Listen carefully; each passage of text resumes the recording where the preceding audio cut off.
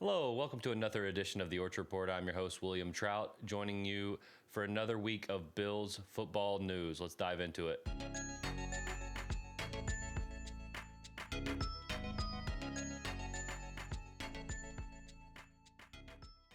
Today we'll be talking about the Buffalo Bills defense and review for the 2025 season. Going to dive into some high-level stats, talk about Sean McDermott being out, with incoming Jim Leonard as the new DC. And as we all know, Joe Brady is our new head coach who will be leading the new org into the new stadium and to a new era. No pun intended there. Like I said, we'll talk about the turnover that'll come along with that. We've already seen some of the cuts happen, and who else might be headed out the door, or who else might be coming in and have to battle for a spot, right? And then we'll talk about 3-4 to 4-3, and then even like a hybrid, because that's kind of, as you see in the community, that's kind of the discussion right now. These days in football, it's not a true 3-4 and a true 4-3 most of the time. It's a little bit of a mix of both. We'll talk about how those players that we currently have fit into this new type of hybrid 3-4 that we're going to be playing, and see what the outcomes, or see what the repercussions of that would be. And then, like I said, how we fit, how our current structure fits into that changing scheme that we are sure to see. So first, let's talk about the defense from a high-level perspective, just from a statistical view. So let's see what we got here. So starting off with yards per game, the Bills were 7th. So a very respectable number as far as raw stats, keeping the yards down to a minimum. As far as yards per play, they were a little bit more average, so they were 15th there. So middle of the pack, any given play, we're about average as far as the amount of yards we're giving. Rush yards per game and rush yards per play is where we really, really struggled. We were 28th in rush yards per game and 30th in rush yards per play. So when it came down to stopping the team's ability to run the football, we just really weren't up to it from a raw yards perspective. As far as pass yards per game and per play, we were very, very good. Some will argue this is because, obviously, with teams being able to run the ball well on us, they don't need to pass the ball as much, and this is just a situational stat. But I do think we had a good secondary, and I do believe, Christian Benford, for example, even Maxwell Harrison when he did play, and then Trey White and Cole Bishop, I think those are a good structure. Granted, we don't have Trey on the roster now, but point stands with Max. I think that's a good, solid secondary where we can add in another safety piece and then fill in the nickel, and then that still, to me, is something that we can carry forward into this new regime under Jim and be able to sustain that type of production from a raw yards perspective. Sacks, we were 14th per pass attempt. I feel like this came on strong earlier in the year, and then towards the latter half of the year and into the postseason kind of fell off. As we know, early in the season, Joey Bosa was pretty much a force, and then he had the injury with the wrist and some other kind of nagging things, and I think that tailed off. And then Greg, he early in the year had some issues, and then he kind of picked it up. But I still don't think we were really where we needed to be. As we know, the story with A.J. Epinesa is he has some flashes, he makes some plays, but as far as just game-to-game consistency, he hasn't really ever had what we needed in that area. So I would love to see some changes there to beef up that sacks per pass attempt. I'd love to be top 10. That would be obviously a great place to be. As far as red zone defense, we were 19th. So respectable. Obviously, you would like to have that for that to be better, but I don't think it's a glaring issue. And then third down is where, as we've seen in the past years, it's one of our Achilles' heel. It seems like first and second down, we'll get them in, not wait for an offense to make a mistake. And I think that's a big kind of mentality shift that we'll see, and something that I'm excited to see moving forward under Jim. And then as far as points per game, we were 12th at 21.5.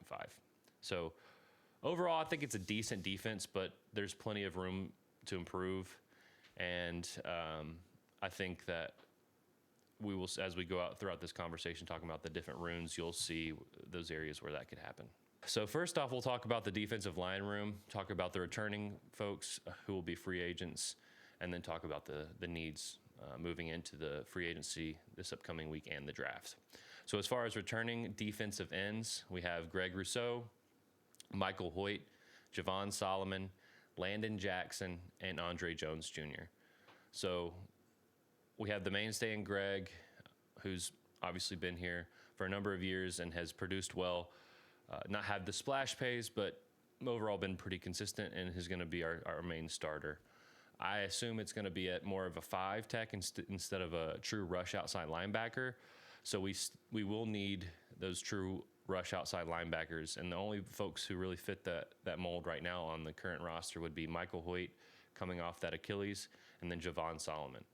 So I think this is an area where we're going to have to focus and really kind of hone in on in this free agency and draft period, such that we can have those bodies moving into the season.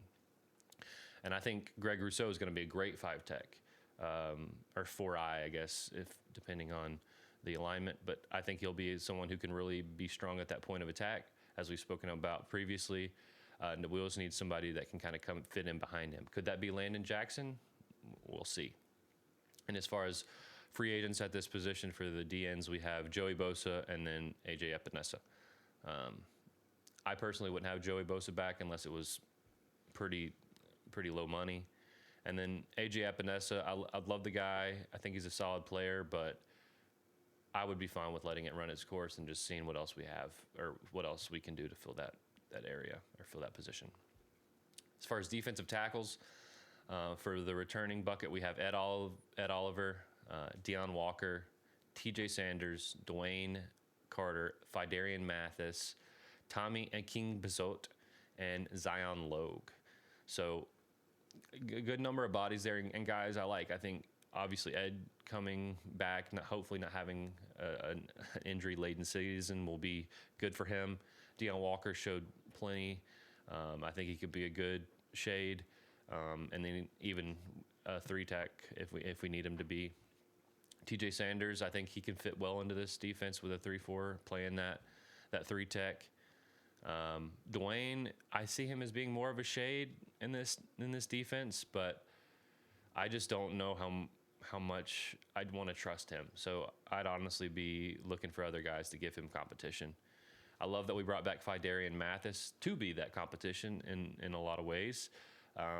So I think he played well in the snaps that he played last season. I know there's not a ton of expectations for him, but I'd love him as just a depth guy, someone who can fill in on certain snaps. And then I'm not going to lie to you, I don't know a thing about Tommy Aking-Bazot, so I'll have to look more into him. And then Zion Logue has been a mainstay on the practice squad and up and down to the actual 53, and I think he's a solid bottom of the roster depth guy that we can keep around. As far as free agents for the defensive tackles, we've got Daquan Jones, who has been solid for us. I mean, he's had some down moments due to injury, but as far as his play, I think he's been solid for us, and I wouldn't mind bringing him back if it was at a low number. Larry Ogunjobi, that was a whiff, and I'm good with letting him go. And then Jordan Phillips, I think it's time to let his reign of coming and signing those short 1-year deals is over. I think it's time we move on from Jordan, and I think we will moving into this new defense. So I don't necessarily think any of the guys leaving are going to be that impactful as far as the defensive tackles outside of Daquan, and I'm fine with seeing what we can find in free agency and otherwise. As far as rush outside linebacker, we talked a little about this earlier, but the guys that fit the mold are Javon, Solomon, and Hoyt. So we got to have more there. We'll see what we can do in free agency. I'm sure there's some guys we can look at, and then I think this is a good draft as far as those rush outside linebackers. So I think we'll have a lot of options, and I'm excited to see what Bean does in that area. And then we talked about 5 tech or 4I. That will be Greg and Landon, but I do think we need more as there as well. As far as the shade, I think Deion's a solid one. I think he's a really good player, and I think Dwayne is leaving some to be desired, especially coming off of an Achilles. He already wasn't playing great. How much are we going to rely on him coming off of injury in a new scheme? So I'm hopefully maybe Fiadarian will be the main backup as it currently stands, and then maybe we can find somebody to bring for free agency or draft to kind of bolster that room. So that is the defensive line as far as the returning and who will be leaving and what we kind of need to do to backfill and find new guys that can make impacts in that room. Next, we'll talk linebacker. So I think this is going to be a room that sees some pretty big turnover, and we'll dive into it now. So returning, we have Terrell Bernard, who, from my opinion, has not been playing great. And I know there's been injuries. I know he had the ankle injury, but I think we need more competition in this room, and I think he needs competition for his role. That's where I stand on him. I know he's a good player, but he just didn't show it last year. I was more confident with Shaq Thompson on the field than I was with Terrell Bernard. Then we have Dorian Williams, who, as we know, he's this heat-seeking missile, and someone who he's just a bull in a china shop. So I think he will fit well under Jim Leonhard and the attack style defense that he's going to want to employ. And I'm excited to see what we can do with him. We have Joe Andreessen coming back, who I think can be good in the 3-4 as kind of the middle Mike or even strong side linebacker. Keontae Jenkins, who showed well last offseason and preseason.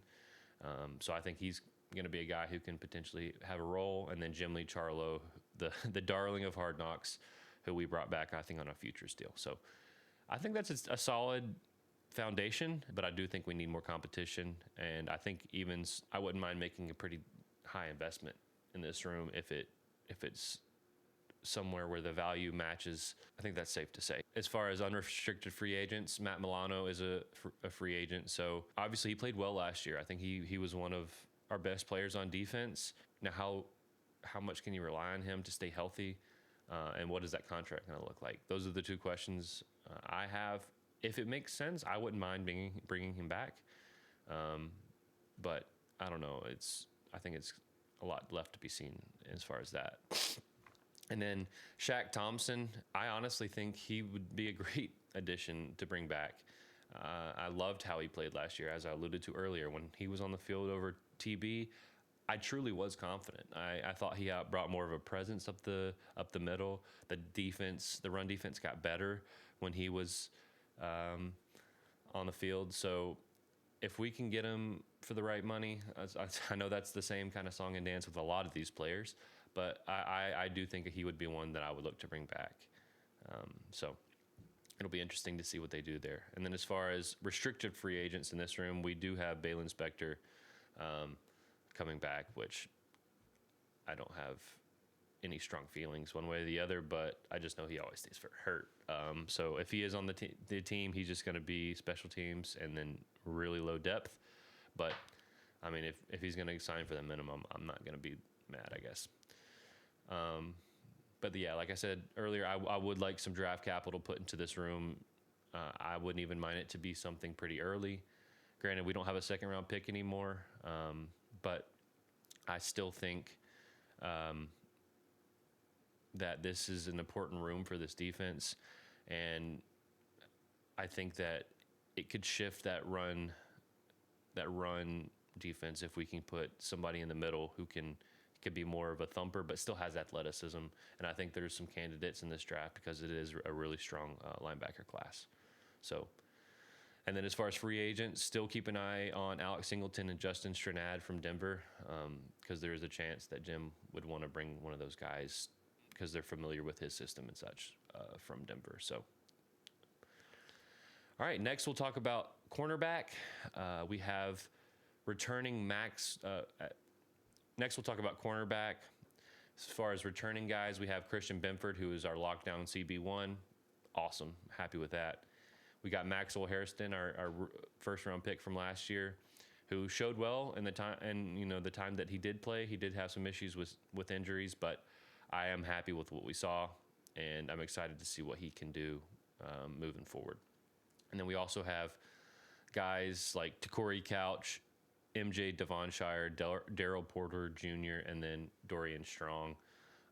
Obviously, he's had the neck injury, and his future's pretty up in the air. But I do think there has been some promising news from his camp recently. I think he had a surgery, and it looks like he does have hope to play again. So I don't know what the outlook is, but it's optimistic, it seems, and I'm happy that we would have him in the fold. Maybe not this year, but in future years. But we still do need depth. We did cut Taron Johnson on March 6th, so 2 days prior, and this is a big deal, I think, because he's been a mainstay in Sean McDermott's defense, and in this core defense for the last I think probably 6 or 7 years. So we got to have somebody who can fill that nickel spot. And I know it's not as important in this new structure under Jim, but it is a role, and it's something I think that is important just in general in this day and age of football. So we have guys like potentially Jordan Hancock, who could maybe flip from that safety role into maybe a nickel cornerback. That's what he played at Ohio State. So that's somebody that we could potentially throw in there and see if he can fill out that role, and he'll be a young rookie contract type of thing. Or do we look to the free agency or even the draft to fill out that role, which I do think we'll draft a corner, but are we going to go true outside, or are we going to go more a nickel? So now that we've cut Taron, I think that becomes more of a conversation. It is something that we need to look forward to or look into.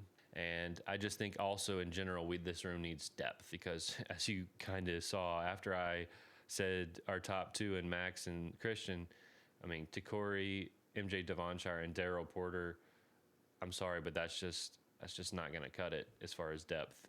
We've seen in past years, and even this most recent year, this room has injuries and more than likely is going to need a guy to step up and play. So we're going to need guys who have true experience to come in and be able to back, Max and CB up if needed.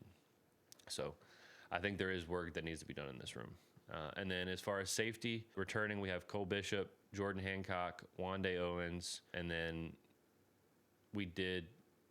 Taylor Rapp was going to be returning, but he was just cut on 3-6 as well.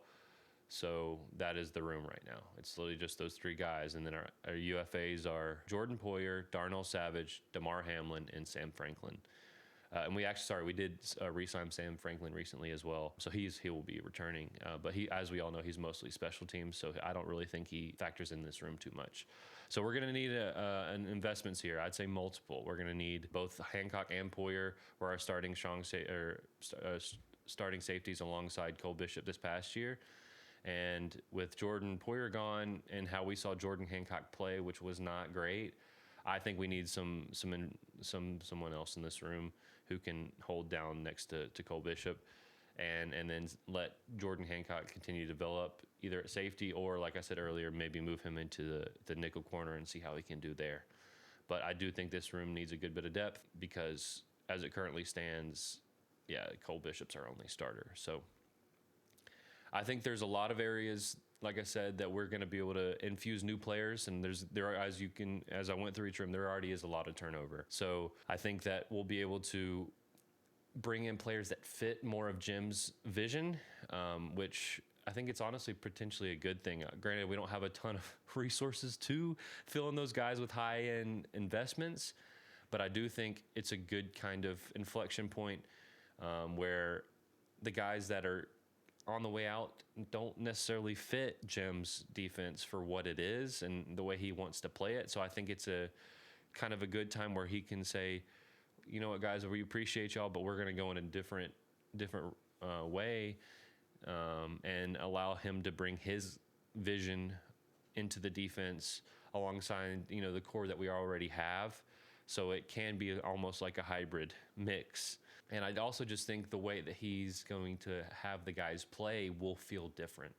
I truly do. I think, as we talked about in the start, Sean McDermott wants them to make a mistake, whereas Jim, and he said this in his press conference, he wants the players to attack and dictate the situations versus, seeing, let's let them mess up. Because that, to me, is the sign of, we're dominance, right? We're not sitting back and saying we're not going to make a mistake. It's like, no, we're going to dictate this situation and how this game is going to be played. And I think that, as we've seen, I think the teams that really win are the teams with those types of defenses, teams that we dictate the offense and not the other way around. So I really am excited to see how this will shift moving into 2026 under Jim, and how he's going to take hold on this defense. And then I'm excited to see what the additions will be. Starting on Monday or tomorrow, we'll have the early signing period, and we'll be able to bring these names in and start to really shift what this defense is going to be. And you can bet that I'll be here for you every step away to talk about all the new additions and how those impact the defense and what is going to kind of change moving forward. So I'm super excited to see what this defense will be. I think Jim Leonhard is going to be incredible for our defense, and I think he's going to, like I said, bring a vision and a demeanor that you will feel tangibly on the field. So I'm so excited. I'd love to hear your thoughts in the comments about what you like with Jim, maybe what you are looking forward to and what you're concerned about. What is giving you pause as we go into this regime, and what are you hoping to see? I'd love to hear your thoughts and what y'all think on what the future of this defense will be. So I just want to say thank y'all so much for tuning in, and appreciate y'all watching and listening to the Orchard Report, this new podcast for me to get my thoughts out on the Bills, and hopefully y'all are enjoying the coverage. Thank you so much for your time, and as always, go Bills!